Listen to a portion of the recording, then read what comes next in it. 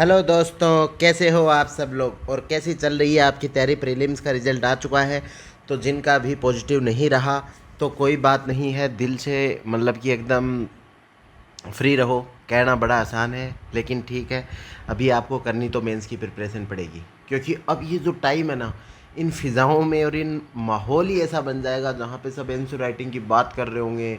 अच्छी मतलब कि बहुत अच्छा मटेरियल भी आपका मेंस का बहुत सारी कोचिंग्स लेके आएंगी, उनका यूज़ करना है, अपने नोट्स भी बनाने हैं।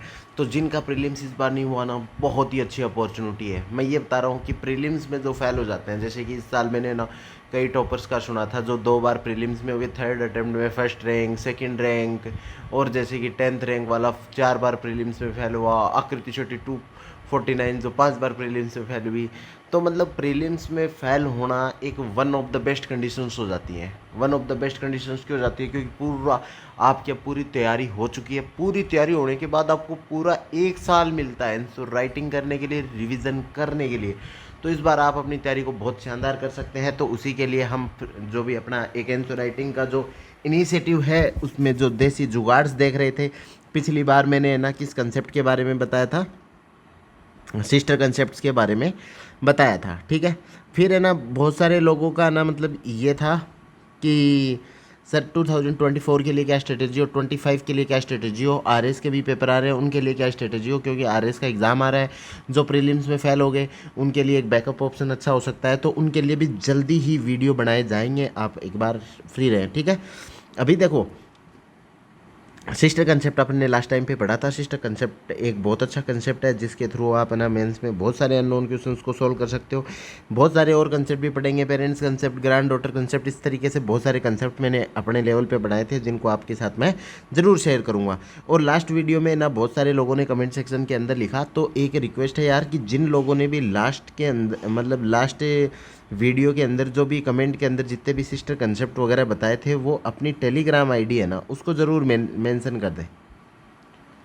क्योंकि मैं सोच रहा हूँ जो सीरियस स्टूडेंट है उनको मतलब कि कुछ अलग मतलब बेनिफिट होना ही चाहिए। क्योंकि एक ऐसे स्टूडेंट होते हैं जो केवल वीडियो देख रहे होते हैं, एक ऐसे स्टूडेंट होते हैं जो वीडियो पूरा देखते हैं, एक ऐसे स्टूडेंट होते हैं लाइक करते हैं, एक ऐसे स्टूडेंट होते हैं जो इसमें टास्क दी होती है उसको पूरा करते हैं। तो जिन लोगों भी जो भी टास्क पूरी करें वो लास्ट में अपनी टेलीग्राम आईडी ज़रूर मतलब डालें। और बाकी लोगों को मैंने बता देता हूँ कि टेलीग्राम की जो लिंक है वो इसके वीडियो के यहाँ पे डिस्क्रिप्शन में होती है, तो आप उसको फॉलो करके वापस देख सकते हो मतलब बहुत सारी चीज़ें, ठीक है। आज का कंसेप्ट क्या है? आज का कंसेप्ट है ट्री कंसेप्ट। ट्री कंसेप्ट का अपन क्या यूज़ करते हैं, जैसे आपको पता है कि जितने भी आंसर्स हैं वो हमेशा आर्ट्स के जो सब्जेक्ट होते हैं उनका इसी फॉर्म में लिखा जाता है। ये introduction, body and conclusion, and इसको ना मस्ट रूप से फॉलो करें, 100% फॉलो करें। जैसे बहुत सारे साइंस, मैथ और बीएससी वाले जो स्टूडेंट होंगे उनको ये लगता होगा कि जो भी पूछा है वो टू द पॉइंट बता दें। जैसे ये एग्जैक्टली यदि ऐसे आपसे पूछा जाए कि ना मतलब कि गवर्नर की पावर्स के बारे में बताइए, तो ना गवर्नर की पावर्स के बारे में आप बता सकते हो, लेकिन उसका भी फिर इंट्रोडक्शन होना चाहिए कि गवर्नर को क्यों पावर दी गई थी, किस लिए दी गई थी। तो वो एक चीज़ है ना ज़रूरी है। आर्ट्स के मतलब कि जो यूपीएससी के जो क्वेश्चन है ना उसको एक एग्जाम्पल के थ्रू समझाना चाहूँगा, उसके बाद मैं आपको ट्री कंसेप्ट समझाता हूँ, ठीक है। एग्जाम्पल लेते हैं अपन। देखो एग्जाम्पल है ना, एक छोटा सा एग्जाम्पल लेते हैं। यदि ऐसे मतलब किस तरीके से यूपीएससी में जो सही आंसर देने के बाद भी ना मेंस के अंदर आप एलिमिनेट हो जाओगे, उसके बारे में समझना आपको, ठीक है। जैसे आपसे पूछा जाए कि अक्षय कुमार कौन है, मतलब मानो ये एक क्वेश्चन आ गया प्रीलिम्स के अंदर, मतलब जो मेंस के अंदर, और आपने ये लिखा कि अक्षय कुमार बॉलीवुड के एक एक्टर हैं। तो ये बॉलीवुड के एक्टर हैं, तो ये बात तो आपकी सही है, लेकिन अब आपको नंबर क्यों मतलब अब आपने ये लिखा, ये स्टूडेंट 1 है। अब स्टूडेंट 2 क्या लिखेगा? अक्षय कुमार के बारे में ना उसकी जीवनी की 1-2 लाइनों से क्या कर देगा, वो इंट्रोडक्शन कर देगा। फिर बोलेगा कि ना मतलब कि हु इज़ अक्षय कुमार, तो फिर वहाँ पे 3-4 लाइनें समझा दिया। फिर इसकी बेस्ट एक्टिंग, किस किस मूवी के अंदर उनकी एक्टिंग हुई है वो समझा देगा।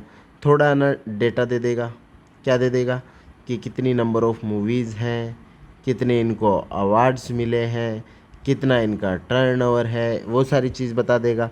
फिर है ना मतलब कि बता देगा कि ये फेमस क्यों है, फेमस फॉर, अब फेमस फॉर है कि भाई ये अपनी एक्टिंग की वजह से, अपने मतलब डबल रोल की वजह से, अपने मतलब कि डांसिंग की वजह से। वो फेमस किस लिए है? फिर एक वो हेडिंग बना देगा, what a civil servant can learn from Akshay Kumar. फिर वो 3-4 पॉइंट लिख देगा। फिर है ना मतलब कि करंट में कोई न्यूज़ होगी कि करंट में अक्षय कुमार इसलिए न्यूज़ में है कि इनको कनाडा की जो सिटीजनशिप मिली है, इस तरीके से मतलब मिली भी तो पहले की है, मैं तो एग्जांपल के तौर पे बता रहा हूँ, जो भी जिसकी वजह से भी न्यूज़ में होना। तो ये तो देखो ये इस तरीके से बिल्डअप कर दिया दूसरे ने, तो ये आंसर तो ये भी सही है। लेकिन अब इसको यदि वो 5 नंबर देगा तो इसको अपने आप ही कितने नंबर देगा? 1 नंबर देगा। ठीक है, इसलिए अपने को आर्ट्स के सब्जेक्ट में हमेशा हर चीज़ को एकदम डिटेल में एक्सप्लेन करते हुए लिखना है। सेकंड चीज़ है, अभी जैसे नेक्स्ट वीडियो जो मैं अभी जैसे जुगाड़ मैंने शुरुआत करवा दी, लेकिन अगला वीडियो की आंसर राइटिंग में क्या मिस्टेक ना करे। तो हमेशा ये ना समझे कि ये तो बहुत छोटा सा कंसेप्ट है, एग्जामिनर इसको जानता होगा, इसके बारे में मैं क्यों बताऊँ। नहीं, ऐसा कभी नहीं चलेगा। ठीक है, आईबीसी कंसेप्ट के बारे में फिर से अपन किसी और वीडियो में बात करेंगे। आज अपन ट्री कंसेप्ट की बात करते हैं। ट्री कंसेप्ट क्या होता है कि बहुत सारे क्वेश्चंस आपके ना मेंस के अंदर ऐसे आते हैं जिनका इंट्रोडक्शन आपको उनकी रूट से करना होता है, रूट से या उनकी ओरिजिन से, कि वो किस तरीके से ना मतलब ओरिजिन हुए थे उस समय। जैसे कि फॉर एग्जांपल कि कोई स्वदेशी मूवमेंट, हिस्ट्री के जितने भी क्वेश्चंस आते हैं उनमें ना ज़्यादातर ना मतलब कि ये चीज़ अप्लाई हो सकती है, क्या? रूट वाला। जैसे फॉर एग्जांपल कि नॉन कोऑपरेशन मूवमेंट के बारे में पूछा जाए तो नॉन कोऑपरेशन मूवमेंट के पिछले 3-4 सालों में क्या हुआ था, क्या वो रूट थी जिसके कारण वो ये इवेंट है ना मतलब कि हो जाती है। तो आपको उन रूट्स के बारे में क्या करनी होती है? चर्चा करनी होती है कि जो उनके रूट क्या है, उनकी ओरिजिन क्या है। जैसे कोई क्लाइमेटिक चेंज से रिलेटेड कोई क्वेश्चन आ गया या ऐसे आ गया कि मतलब कि वर्ल्ड्स ने या इंडिया ने क्लाइमेट चेंज को लेके क्या क्या एफर्ट किए हैं, तब आप रूट बता सकते हो कि क्यों क्लाइमेट चेंज के लिए हमें ज़रूरत पड़ी थी, इंडिया ने कब कौन से स्टेप लिए थे, वर्ल्ड लेवल पे क्या स्टेप लिए गए थे। तो वो आप ना इंट्रोडक्शन के अंदर बताओगे। फिर बॉडी के अंदर आपको स्ट्रक्चर क्रिएट करना पड़ता है। स्ट्रक्चर क्रिएट करना अपन एक अलग वीडियो के अंदर सीखेंगे। जैसे किस तरीके से, यदि आपने मेरे कुछ वीडियोस पहले देखे होंगे तो उसके अंदर मैंने वाटर कंजर्वेशन वाले का ना स्ट्रक्चर बना के बताया था। उसी तरीके से हेल्थ, इलेक्ट्रिसिटी, बहुत सारे कंसेप्ट मैंने बनाए थे। तो यदि वो और कुछ कुछ जैसे इलेक्शन वाला जो कंसेप्ट है ना, वो अपने टेलीग्राम वाले चैनल पर भी पढ़ा है, तो आप वहाँ पर जाके देख सकते हो कि इलेक्शन वाले कंसेप्ट के अंदर किस तरीके से हमने बॉडी स्ट्रक्चर बनाई। फिर लास्ट में जाते हुए कंक्लूजन करना है। कंक्लूजन हमेशा एक ब्रॉड डायमेंशन पे होना चाहिए, और जो बॉडी मतलब जो इवेंट हुई थी उसका क्या कंसिक्वेंसेज आए थे, क्या उसके फ्रूट्स थे, उसके ऊपर डिपेंड करता है। फॉर एग्जांपल कि जैसे कि आपने ना मतलब नॉन कोऑपरेशन मूवमेंट के बारे में ही लिखा, तो उसके कंसिक्वेंसेज के तौर पे ना मतलब कि क्या हुआ था इंडियन, मतलब उसमें क्या चेंज आया था। जैसे हमेशा बोलते थे ना स्वदेशी आंदोलन के बाद में 1908 के रिफॉर्म्स आए थे, तो यदि स्वदेशी आंदोलन का क्वेश्चन आए तो स्वदेशी आंदोलन क्या हो जाएगी? आपकी बॉडी हो जाएगी। ठीक है, स्वदेशी आंदोलन को आपको बिल्डअप करना। अब बॉडी की क्या क्या डायमेंशन होंगी उनका चर्चा का विषय अलग है अपना, लेकिन अब उसका इंट्रोडक्शन क्या होगा? स्वदेशी आंदोलन से रिलेटेड कोई क्वेश्चन आ जाएगा तो इसमें जो बंगाल का डिवीज़न था और जो लॉर्ड कर्जन की जो पॉलिसीज़ थी ना, वो यहाँ पे क्या हो जाएंगी? इसका इंट्रोडक्शन हो जाएंगे। अब कंक्लूजन में क्या जाएगा? कंक्लूजन में ना जाएगा कि किस तरीके से फिर जो वैक्यूम हो जाता है इंडियन जो नेशनल मूवमेंट है उसके अंदर, एंड किस तरीके से 1908 के जो मतलब रिफॉर्म्स आते हैं। और सम टाइम्स क्या होता है ना कि आपको कंक्लूजन को बहुत लंबे तौर पे लेके जाना होता है, तो आप जो 1908 में जो रिफॉर्म्स हुए थे उनका 2023 में क्या इम्पेक्ट पड़ रहा है उनके ऊपर भी एनालिसिस कर सकते हो। सेकंड चीज़ आप क्या कर सकते हो कि 1908 के अंदर जो रिफॉर्म्स हुए थे उनका बाद में जब जाके हमारा कॉन्स्टिट्यूशन बना था उसके ऊपर क्या इम्पेक्ट आया था। मतलब जिस तरीके से पेड़ के ना मतलब फल लगते हैं थोड़े टाइम के बाद, उस तरीके से उस इवेंट का क्या कंसिक्वेंसेज हुए, क्या उसके इम्पेक्ट आए, क्या उसके फ्रूट्स निकल के आए, वो आपको कंक्लूजन में लिखना होता है। तो ये एग्जाम्पल मैंने आपको एक स्वदेशी मूवमेंट के बारे में बताया,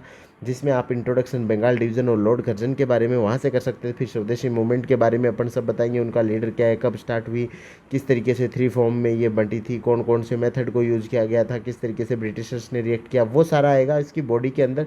लास्ट में कंक्लूजन के अंदर क्या आएगा? उस जो इवेंट हुई थी उसकी वजह से क्या कंसिक्वेंसेस आए, क्या इम्पैक्ट आया, इमीडिएट कंसिक्वेंसेस क्या थे, लॉन्ग टर्म में कंसिक्वेंसेस क्या थे, ये सारा अपने को देखना होता है। ये इसी तरीके से जैसे एक 2020 के अंदर भी क्वेश्चन आया था, जिसके अंदर मतलब कि क्वेश्चन स्टार्टिंग में ये था कि जो मतलब फॉर्मेटिव ईयर्स के अंदर है ना, मतलब कि पंचायती राज का डेवलपमेंट ऐसा ऐसा हुआ, और फिर आगे कोई आगे क्वेश्चन दिया हुआ था।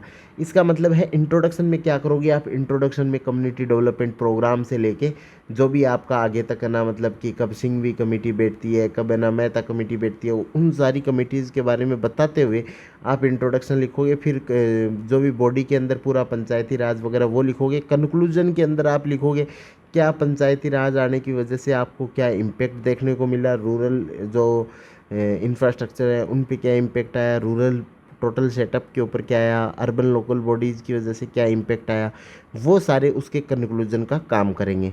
तो ये जैसे मैंने आपको 2-3 एग्जाम्पल बताए हैं, जो भी सीरियस बच्चे हैं जो इनको फॉलो कर रहे हैं, इस कंसेप्ट को समझ रहे हैं, वो बताओ कि आपके कौन से ऐसे क्वेश्चंस आपने देखे जिसके अंदर आपको लगता है कि ट्री कंसेप्ट और लग सकता है। और जो भी ट्री कंसेप्ट से रिलेटेड जो अपना कमेंट सेक्शन में लिखे, वो अपनी टेलीग्राम आईडी को भी ज़रूर लिखना, ठीक है। तो जैसे लास्ट में मैंने पूछा था कि क्या